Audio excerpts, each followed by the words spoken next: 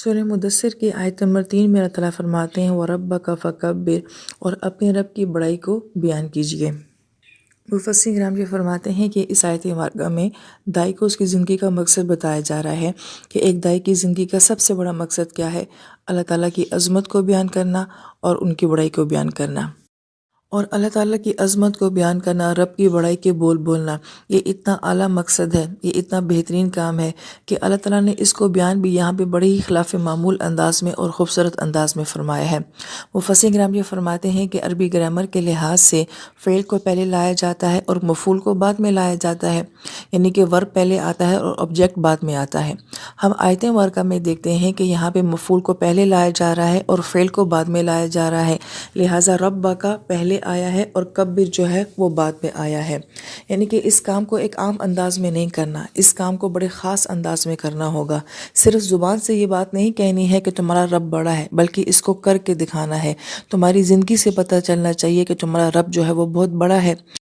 پھر اہل علم ایک اور نقطہ بیان فرماتے ہیں کہ رب کا میں 3 حروف استعمال ہو رہے ہیں، را، با اور کاف، اور کبر میں بھی یہی 3 حروف استعمال ہو رہے ہیں۔ صرف ان کی ترتیب میں تھوڑا سا فرق ہمیں نظر آتا ہے کہ رب کا کی شروع میں را ہے اور کبر کے آخر میں را ہے، با دونوں کے مڈ میں آ رہا ہے، اور رب کا کے آخر میں کاف ہے اور کبر کے شروع میں جو ہے وہ کاف آتا ہے۔ لہٰذا دونوں الفاظوں کی جو میچنگ ہے یہ بھی بتا رہی ہے کہ بڑائی صرف اللہ تعالیٰ کی ذات کو جچتی ہے، یہ لفظ بنا ہی صرف اللہ تعالیٰ کی ذات کے لیے ہے۔ پھر آپ علیہ السلام کو یہ ٹارگٹ دیا جا رہا ہے کہ آپ نے یہ بڑائی جا کے ایسے معاشرے میں بیان کرنی ہے جہاں پہ ایک معبود کا نہیں بلکہ ہزاروں معبودوں کا تصور ہے، اور وہاں جا کے ان کو یہ بتانا ہے کہ سب معبودوں سے بڑا معبود ہے، اور پھر صرف بتانا بھی نہیں ہے بلکہ اس عظمت کو، اس بڑائی کو ان کی شخصیت کے اندر اتارنا ہے، ان کی زندگیوں میں لے کر آنا ہے۔ لہٰذا جتنا بڑا رب ہے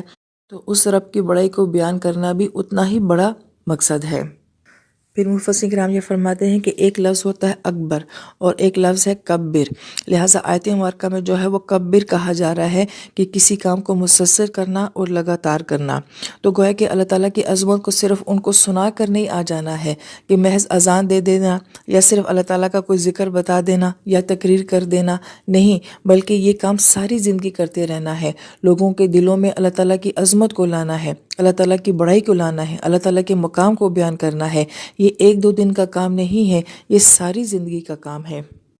پھر مفسرین کرام یہ فرماتے ہیں کہ اسی کبر لفظ سے لفظ تکبیر بھی بنا ہے، جو کہ باب تفعیل سے آتا ہے، اور جس کا مطلب یہ ہوتا ہے کہ کسی کام کو درجہ پر درجہ کرنا اور کسی کام کے پیچھے کسی کوشش اور محنت کا ہونا۔ لہٰذا اللہ تعالیٰ کی تکبیر کو، اللہ تعالیٰ کی بڑائی کو بیان کرنا، اس کے پیچھے ایک کوشش ہے، ایک محنت ہے، ایک مجاہدہ ہے، جو کہ ہمیں نبی علیہ السلام کی زندگی سے بھی نظر آتا ہے۔ لہٰذا یہ کام اتنا آسان نہیں ہے کہ آپ کسی کو جا کے کہہ دیں گے کہ آپ کا رب بڑا ہے اور سامنے والا ایکسیپٹ کر لے گا، اور پھر اس سے بھی بڑی بات یہ کہ اس بات کو کہ اللہ تعالیٰ کی عظمت کسی انسان کے دل میں آ جائے اور وہ اپنے رب کو واقعی بڑا سمجھنا شروع کر دے، اس کے پیچھے بڑی کوششیں چاہیے ہوتی ہیں اور بڑی محنتیں چاہیے ہوتی ہیں۔ یہاں پر اہل علم ایک نقطہ بیان فرماتے ہیں کہ لفظ توحید جو ہے یہ بھی باب تفعیل سے آیا ہے، اور باب تفعیل کا یہ خاصہ ہے کہ کسی کام کو درجہ بہ درجہ کرنا ہوتا ہے، آہستہ آہستہ کرنا ہوتا ہے، اور اس کے پیچھے بڑی محنت، کوشش اور مسلسل جد و جہد ہوتی ہے۔ تو گویا کہ لفظ توحید جو ہے یہ اپنے الفاظ کی بناوٹ سے یہ بات بتا رہا ہے کہ توحید بھی کوئی آسان معاملہ نہیں ہے۔ ایک اللہ کی مان کر چلنا، اس کے پیچھے ایک انسان کی مسلسل محنت ہوتی ہے، کوشش ہوتی ہے، مجاہدہ ہوتا ہے۔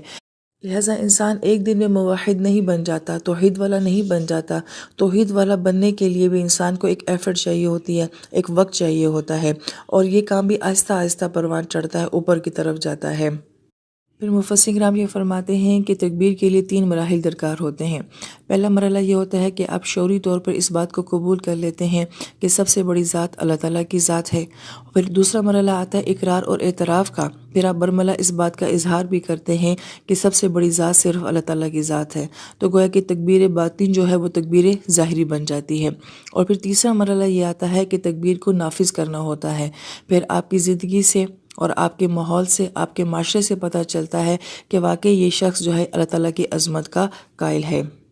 اس لیے مفسرین کرام یہ فرماتے ہیں کہ جس انسان کے اپنے اندر اللہ تعالیٰ کی عظمت نہیں ہوگی یا اللہ تعالیٰ کی بڑائی نہیں ہوگی، وہ لوگوں کو کیسے بتا سکتا ہے کہ رب بہت بڑا ہوتا ہے۔ لہذا جس کے اندر جتنی زیادہ عظمت ہوگی اور جس کے اندر جتنی زیادہ اپنے رب کی قدر ہوگی، وہ اتنا ہی زیادہ مخلوق کے سامنے اللہ تعالیٰ کا بول بولنے والا ہوگا۔ یہاں پر اہل علم بہت ہی اہم نقطہ یہ بیان کرتے ہیں کہ دائی کی زندگی کا مقصد کیا ہوتا ہے۔ اللہ تعالیٰ کی عظمت کو بیان کرنا، اللہ تعالیٰ کی شان کو بیان کرنا، لوگوں کے دلوں میں اللہ تعالیٰ کی محبت کو ڈالنا اور مخلوق کو اللہ تعالیٰ کی ذات کے ساتھ جوڑنا۔ کسی کی زندگی میں رب آ جائے، رب کا تعلق آ جائے، ان کی سوچیں بدل جائیں، ان کی زندگیاں بدل جائیں، یہ ایک دائی کا مقصد ہوتا ہے، جس کا بہترین مظہر نبی پاک صلی اللہ علیہ وآلہ وسلم کی ذات ہے کہ آپ کو جس دن سے قرآن ملا اور پھر آپ علیہ السلام کی زندگی کا آخری دن جو ہے وہ صرف قرآن آپ علیہ السلام کی زبان سے سنا گیا ہے، اور پھر آپ کی ساری زندگی جو ہے وہ اللہ تعالیٰ کے دین کی خدمت میں گزری ہے، اللہ تعالیٰ کی عظمت اور ان کی بڑائی کے بول بیان کرنے میں گزری ہے، اور ہزاروں لوگوں کو آپ نے اللہ تعالیٰ کی ذات کے ساتھ جوڑا ہے۔ سوچنے والی بات یہ ہے کہ آج کا دائی بھی جو ہے وہ اس معیار پہ پورا اترتا ہے، تو بڑے افسوس سے یہ کہنا پڑتا ہے کہ آج کا دائی جو ہے وہ اپنی شخصیت کو بیان کرتا ہے، اپنے نظریے، اپنی سوچ کو بیان کرتا ہے، اپنے مسلک کو بیان کرتا ہے، یا جن شخصیتوں سے ہم خود متاثر ہوتے ہیں ہم انہی لوگوں کا جو ہے وہ آگے بیان کر رہے ہوتے ہیں۔ ہمارے واعظ میں، ہمارے بیانوں میں اللہ تعالیٰ کی بڑائی نہیں ہوتی ہے۔ شاید یہی وجہ ہے کہ ہماری زبانوں سے تاثیریں چلی گئی ہیں۔ پہلے جب وہ لوگ جو کہ اللہ تعالیٰ کی عظمت کو بیان کرتے تھے، جب وہ لوگوں میں واعظ کرتے تھے تو لوگوں کی زندگیاں بدل جایا کرتی تھیں، ان کی سوچیں بدل جایا کرتی تھی، ان کو رب سے محبت ہو جایا کرتی تھی۔ لیکن آج ہمارے واعظ سن کے اس شخص سے تو شاید ہو سکتا ہے کہ کوئی تعلق بن جائے، اس شخص سے تو ہو سکتا ہے کہ لوگ جو ہے کوئی محبت کرنے شروع ہو جائیں، مگر اللہ تعالیٰ سے کون محبت کرتا ہے، دین کے ساتھ کون جڑتا ہے، گناہوں کو کون چھوڑتا ہے، نیکیوں کی طرف کون آتا ہے؟ لہذا شخصیت پسندی ہمیں عام نظر آنے شروع ہو گئی ہے۔ واعظ کرنے والے کا مقام نظر آ رہا ہوتا ہے، جس کے بارے میں واعظ کیا جا رہا ہوتا ہے وہ ہمیں کہیں نظر نہیں آ رہا ہوتا ہے۔ لہٰذا اگر میری بات سے، میری تفسیر سے، اور اگر ہمارے درسوں سے کسی انسان کا تعلق اللہ تعالیٰ کی ذات کے ساتھ نہیں جڑتا ہے تو یہ بہت بڑا لمحہ فکریہ ہے کہ میں کس کے لیے بول رہی ہوں، میری زبان میری ذات کے لیے چل رہی ہے یا یہ اللہ رب العزت کے لیے چل رہی ہے۔ لہٰذا ہمیں سے جو انسان بھی یہ چاہتا ہے کہ میرے الفاظ سے اور میری زبان سے، میرے علم سے کسی انسان کا تعلق اللہ تعالیٰ کی ذات کے ساتھ بن جائے، تو پہلے اس کو اپنے دل میں اپنے رب کی عظمت کو لانا ہوگا، اور اپنے بولنے سے پہلے یہ سوچنا ہوگا کہ یہ اس کا بولنا کس کی خاطر ہے، کس کی عظمت کو بیان کرنے کی خاطر ہے۔ پھر اہل علم جو ہے بڑی پیاری بات فرماتے ہیں کہ رب سے بڑی کوئی ہستی نہیں ہے، اور رب کی عظمت کو بیان کرنے سے بڑا کوئی کام نہیں ہو سکتا ہے۔ لہٰذا خوش نصیب ہیں وہ لوگ کہ جن کی زبانیں، جن کی آوازیں، جن کا علم، جن کی محفلیں جو ہیں وہ اللہ تعالیٰ کے بول بولنے کے لیے قبول ہو گئی ہیں، اللہ تعالیٰ کی عظمت کو بیان کرنے کے لیے قبول ہو گئی ہیں۔ لہٰذا اللہ تعالیٰ سے دعا کرنی چاہیے کہ اللہ تعالیٰ اس عظیم کام کے لیے میری آواز، میری زبان، میرے الفاظ، میری زندگی، میرے علم کو قبول فرما لیں، کہ جب تک میں زندہ رہوں میں آپ کی عظمت کے بول بولتی رہوں۔